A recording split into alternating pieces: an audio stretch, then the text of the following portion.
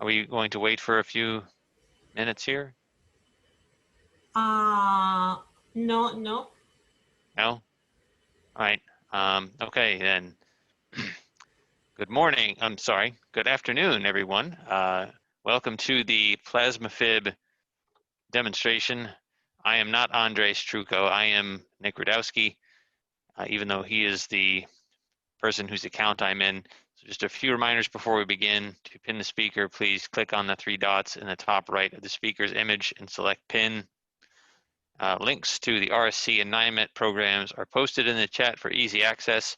You can still vote for the image contest, and the link is also in the chat. A poll will appear with 2 brief questions. Once you submit, the window will disappear. And lastly, please feel free to enter any questions you have in the chat window. RSC staff will do their best to answer all questions. However, any remaining questions will be posted with the answers on the RSC website. Feel free to also email us at rscinfo@mail.ufl.edu. And thank you for participating. So Andres gave a very nice overview of the fundamentals of SEM earlier. So the instrument we're on now is what's called a dual beam FIB SEM. So half of it is basically an SEM just like he was using, and the other half is a FIB or focused ion beam. So there's 2 separate columns. There's the SEM column and the FIB column. They are very similar. The fundamentally different aspect between them, though, is that one uses electrons and one uses ions as its radiation source. So in the case of this instrument, it's a plasma FIB. It uses a xenon plasma source as its ion source.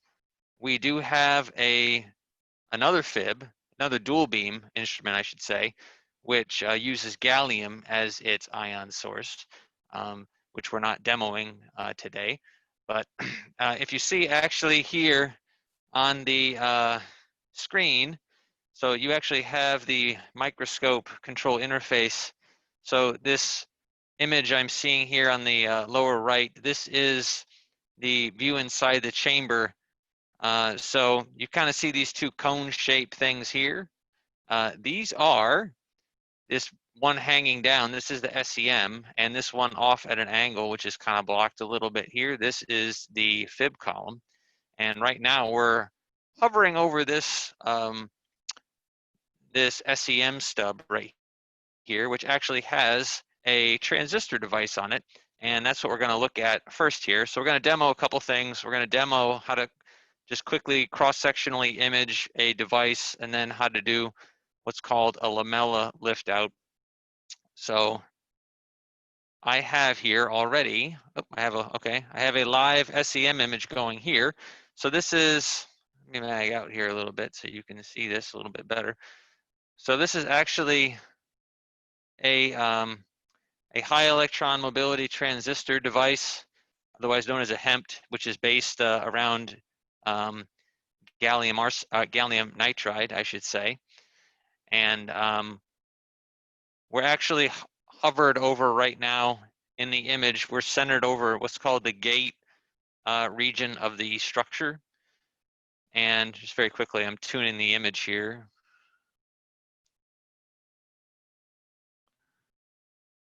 Come on. Are we out?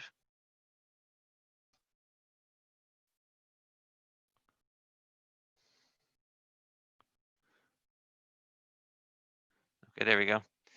Okay, so this line running vertically, this is actually the gate of the structure. So if we want to look at this in cross-section, meaning not from the top down, but from the side, we have to cut a hole. And so we're going to do that. But first, what we're going to do is we're going to put a little protective metal down here first. So we can do this. We have what's called in-situ metal deposition capability.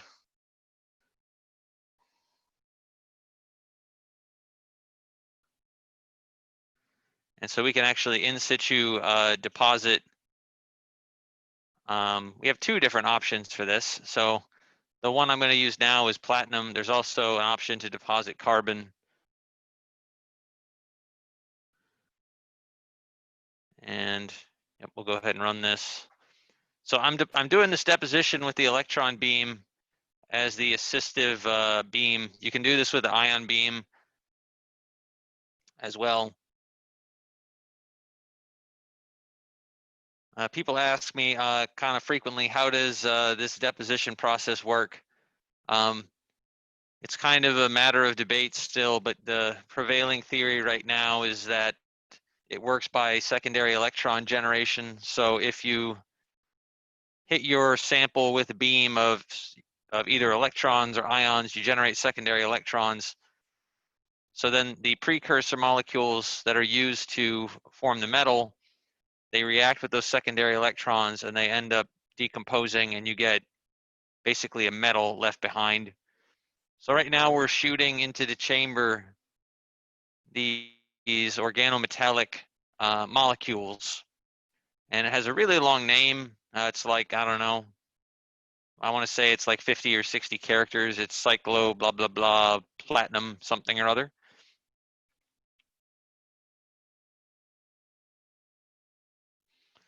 So this is a highly localized process. Right here in this green bar is where we're doing this deposition.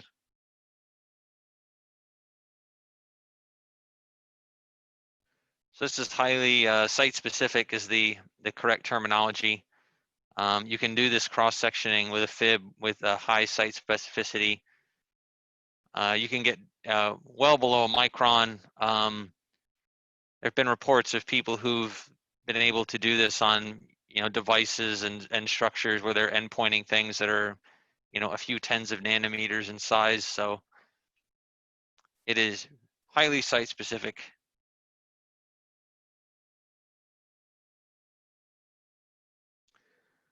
Let this go a little bit further. We don't have to let it run all the way to completion.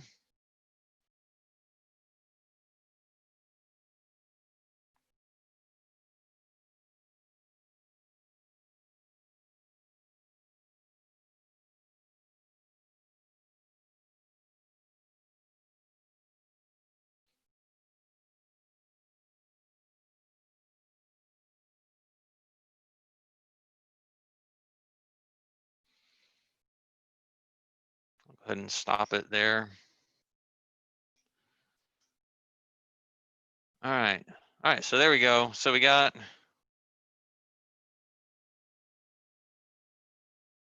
our nice strip of E-beam assisted deposited platinum.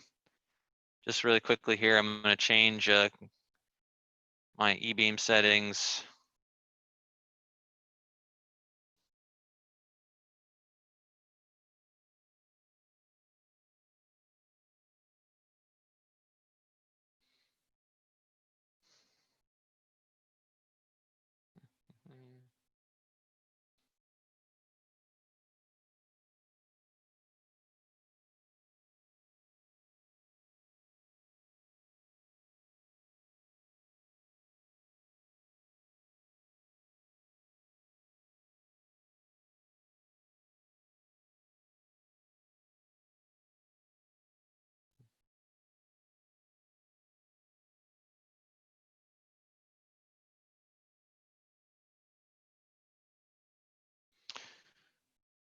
Okay, let's see if I can get this to sit still here.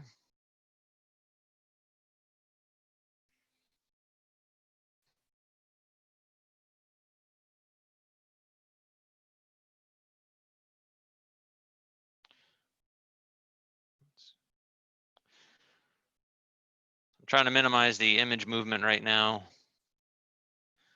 Looks like I'm kind of getting to the end of the limit here. That may mean something else is, there we go. All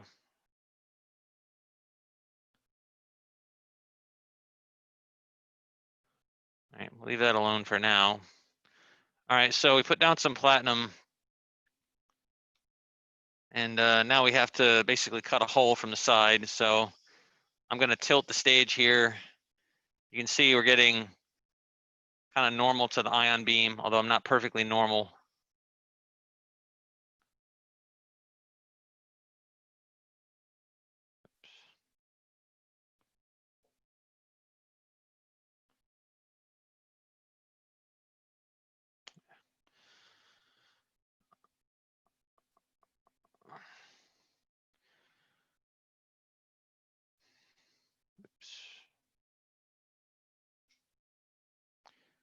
So this quad here I've activated. This is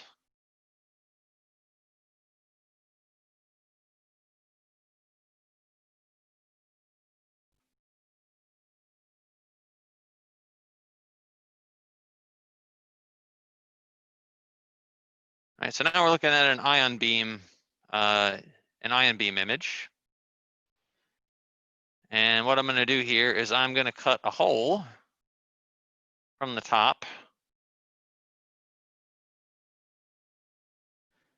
So we want to look at this line here vertically. We want to take a look at that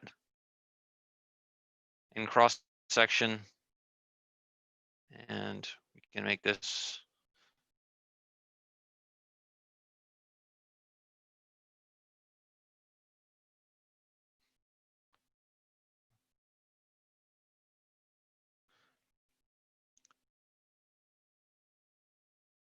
So with this tool, I can actually can monitor this in real time.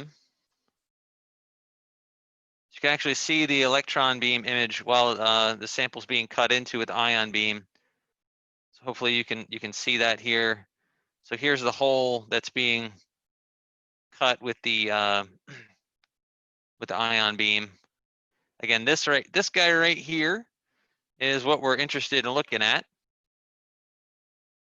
So not a great image yet, but right now we're not really concerned about that. We're just cutting a hole. We will change the electron beam settings to get a nice high resolution image.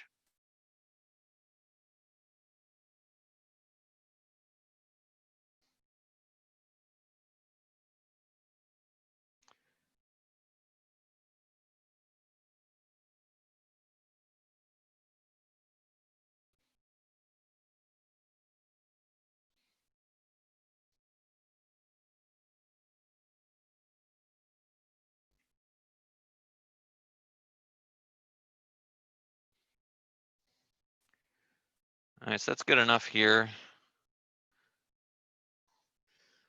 So I'm going to drop my ion beam current down.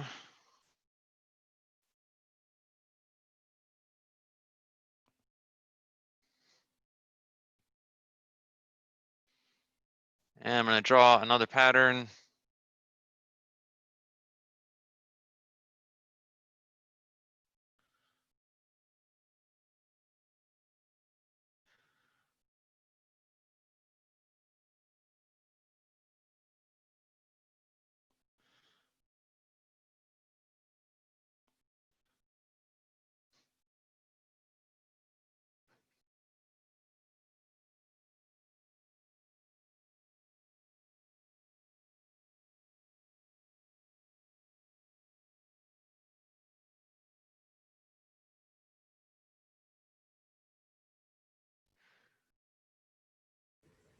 So Nick, someone in the chat is asking, how fast does it take to make that each trench on the sample? Okay, so that depends on two things basically. Well, I guess it depends on a handful of things really. So depends on your material, depends on how big you want to make the trench, and it depends on how high your beam current is. So that gets you into basically a discussion of a parameter known as a sputtering yield. So basically every time I shoot an ion at the surface, I end up with a number of atoms that is a statistical quantity which are removed from the target, and that's called the sputtering yield. So if you know that number, for example, and that is basically a property of the ion energy and the ion itself and the target material, you can actually calculate how long it will take you to make a trench of such a dimension out of such a material. And generally speaking, though, that when you're making trenches like this, you're talking about maybe 10, 20 microns by a few microns, and that usually for typical materials, that's like a couple minutes, something like that. That's not to say that you're limited to a size like that. There are instances of people who are making cross sections that are literally about the size of a millimeter. So that's just a rough guideline. This is these are very soft materials that I'm using here today. Obviously, just to help expedite things. But if you're working with like hard ceramics, we have some people who are doing hard ceramics work. Those take considerably longer just because of material issues, let alone geometric constraints. All right, so I'm going to do one more pattern here. So hopefully you can see here the detail in my cross-section face keeps getting better every milling step I'm doing. And again, this is not a great electron beam image, but that's fine. We don't need it to be great right now. I'm going to switch this up here in a second once this pattern is done. And we'll get some really nice high resolution images of this cross-section face. So again, this little guy right here, this is the gate of the device, and that's what we're interested in. And there is a bunch of other structures in here as well. There's what are called epi layers, and there's some passivation and some other things. So, and we should be able to resolve that nicely here.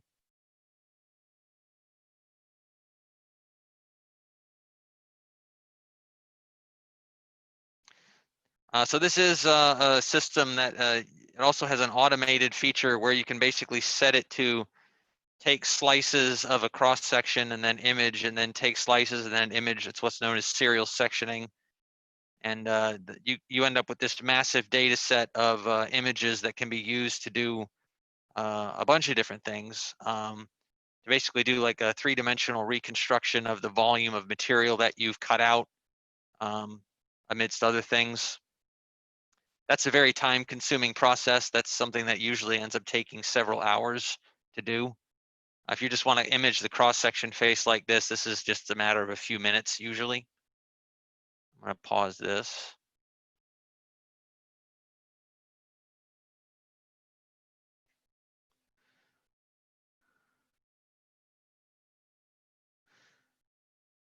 Okay, so this one's almost done here.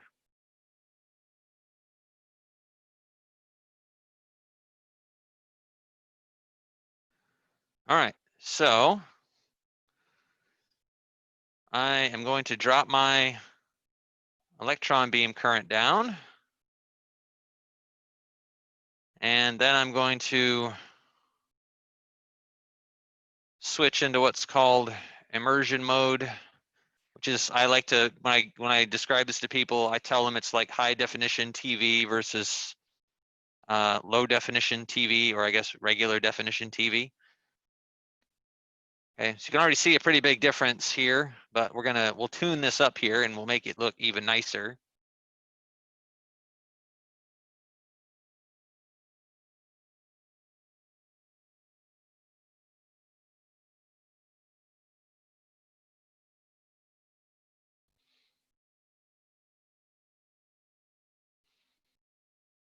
So again, that sort of mushroom looking thing, that's what we're interested in here.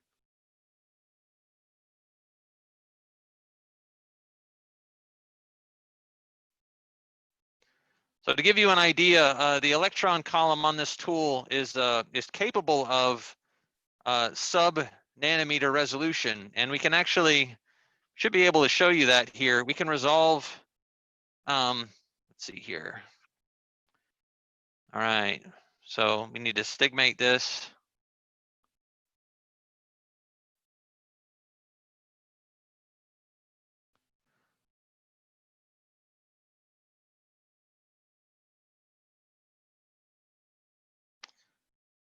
There we go. There we go. Okay, so we're actually seeing right there. So we're actually seeing the individual grains of platinum, and these are about like a nanometer or two that end up deposited in this E-beam deposition. Okay, but here's the structure right here. So you can see a bunch of different features here.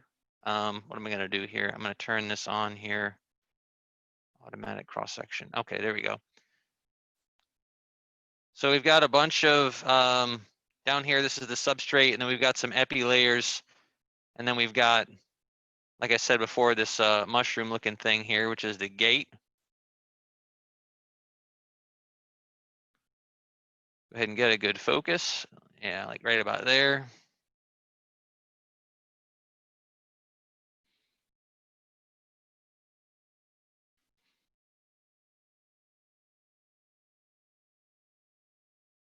And then we'll take a really nice slow scan image here. So you can again see those individual grains of E-beam deposited platinum. There's a layer of passivation around the gate, which is this dark layer. The gate itself is made out of gold. And you can actually see there's another layer underneath it here, which is nickel. And then you can actually see here really closely, whoops, it's telling me to autosave. If I zoom in here a little bit, whoops.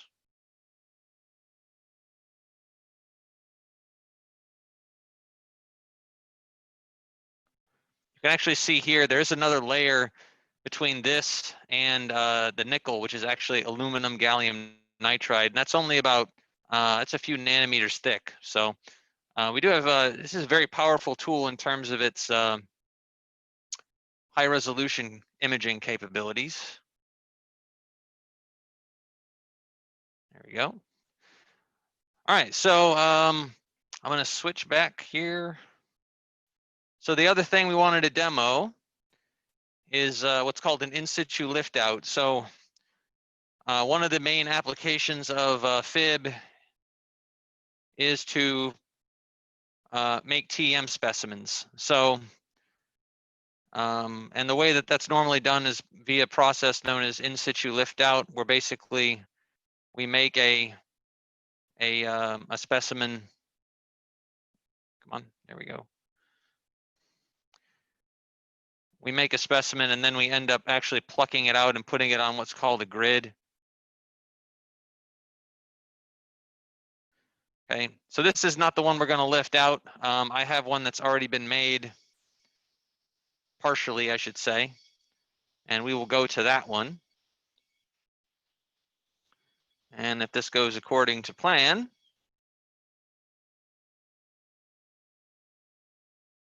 let's see if this works. There we go. Okay. All right, so right here, so this is a lamella that I already have prepared partially. It's basically right at the step where it's ready to be lifted out. So I'm going to go ahead and insert an in-situ micromanipulator, which is this guy. This is made out of tungsten. We can use this to actually attach things to and manipulate them, hence the name.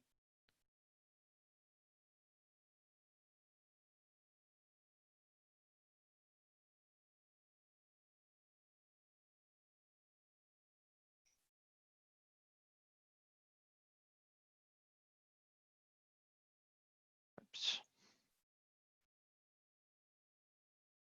All right, so this is my ion beam image. So I'm looking at this at an angle here.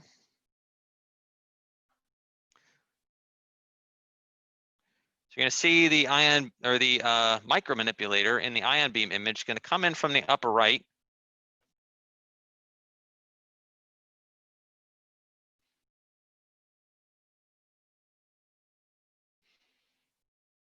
I often tell people I think it would be a fun game to, right now I'm moving the manipulator at about 10 microns a second. I tell people it would be like a fun game to, you know, put this at like really high speed and see how close somebody could get it at the high speed without hitting the surface. So, all right, so I'm going to move this down here to this corner, and that's where I'm going to attach it.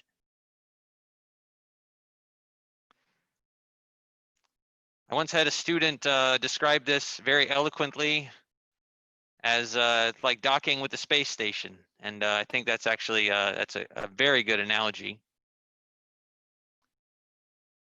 So the same platinum I used when we cross-section the device, I'm going to use here, except now I'm using the ion beam to do the deposition. Oops. Start patterning with pattern. Oops. Okay. I need to delete these. There we go. Pattern.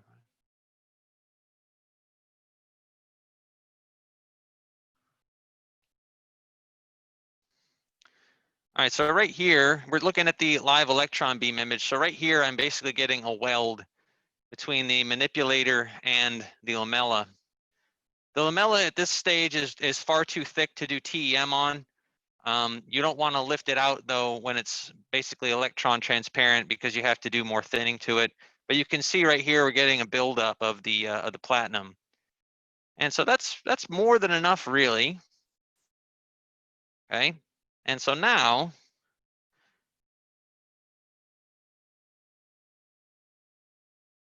the lamella is still attached to the bulk of the wafer,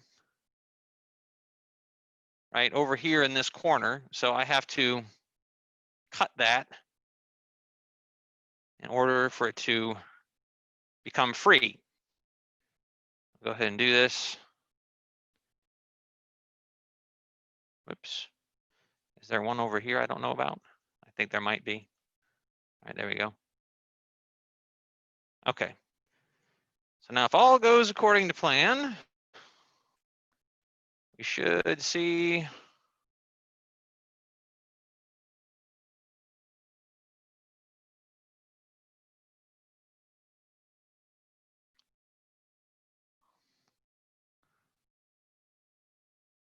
almost there.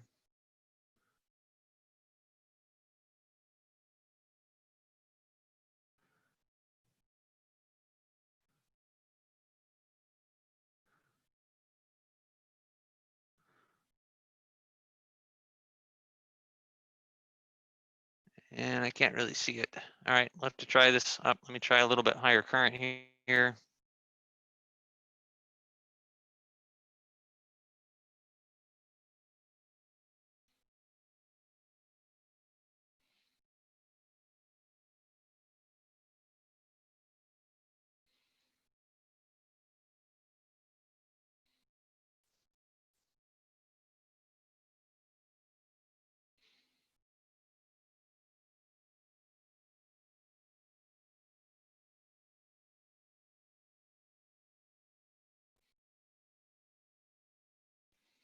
Getting quite a bit of redeposition here, so this may not end up working. I thought I had cut that loose enough, but it might not cooperate with us here.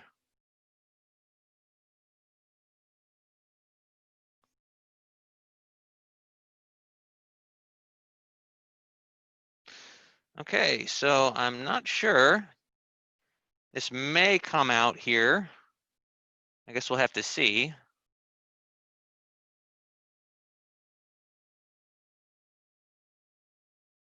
Oop. No, it didn't. Okay.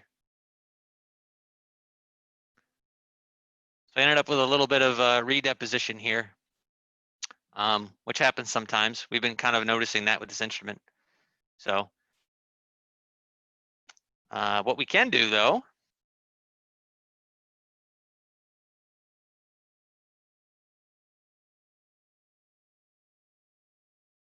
oops, I'll give this a shot here.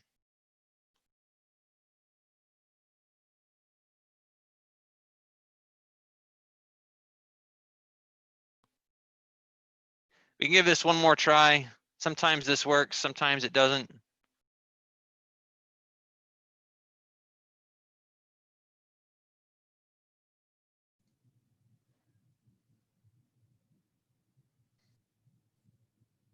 Okay, we'll see if we can get this out of here. I understand we're almost out of time, so if we can't, then we can't, obviously, but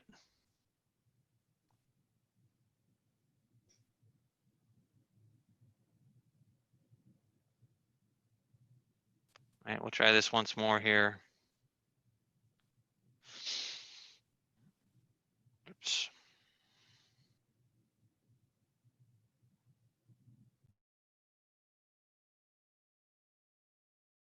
Come on.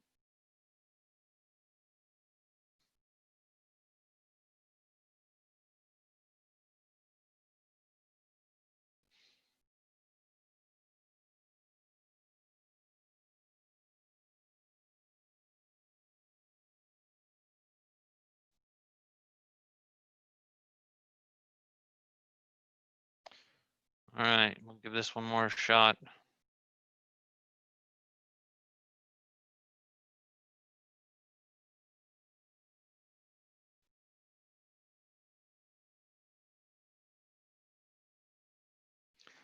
We're still getting a feel for use of this tool.